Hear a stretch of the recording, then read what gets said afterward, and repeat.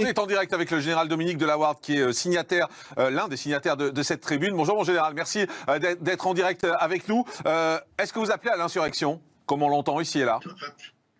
Absolument non. C'est une exagération totale. Je pense qu'il y a une interprétation des choses qui n'est pas du tout celle que ceux qui lisent la lettre peuvent percevoir. C'est un signal d'alerte. Si vous lisez la lettre, il ne s'agit pas du tout de révolte, il s'agit d'avertir, de sonner l'alarme et de dire il y a des problèmes graves, ces problèmes ne sont pas résolus, il va falloir les résoudre et il faudra du courage pour le faire. Et si vous n'avez pas ce courage pour régler ces problèmes aujourd'hui, demain il en faudra beaucoup plus parce que les choses se seront aggravées et ça sera beaucoup plus difficile de les résoudre demain. Donc il faut résoudre les problèmes aujourd'hui. C'est juste un appel au gouvernement de prendre conscience de ce que de la situation actuelle et de la situation de la violence et de prendre les mesures qui vont bien pour essayer de résoudre aujourd'hui un problème qui s'aggravera demain si on n'y prend pas garde. C'est tout.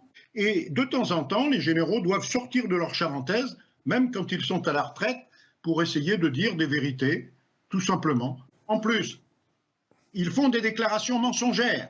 Par exemple, je vous donne un exemple, l'exemple de la date de parution de la lettre.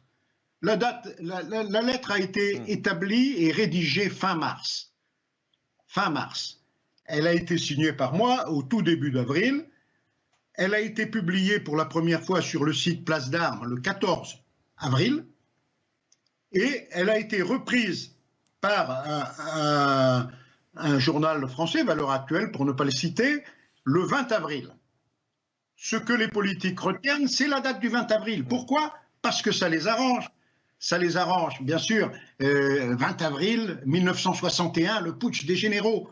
Et en voilà une belle histoire à raconter. Il y a des propos, et j'ai bien lu ce texte, qui sont parfaitement inacceptables. Je suis désolé de vous le dire. On parle de hordes de banlieue.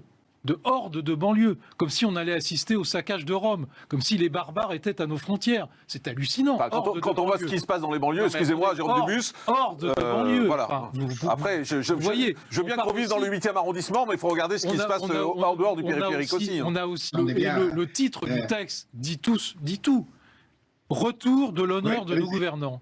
Pour le retour de l'honneur de nos gouvernants. Comme si l'honneur de nos gouvernants était mis en cause. Alors expliquez-moi en quoi il est mis en cause. Les hordes de banlieue, bon, vous l'avez dit vous-même, monsieur Morandini, vous l'avez constaté vous-même. Il faut arrêter de jouer les bisounours comme ce brave monsieur semble faire. Hein, je joue pas du tout les bisounours. Tout va bien pour le mieux dans le meilleur des mondes.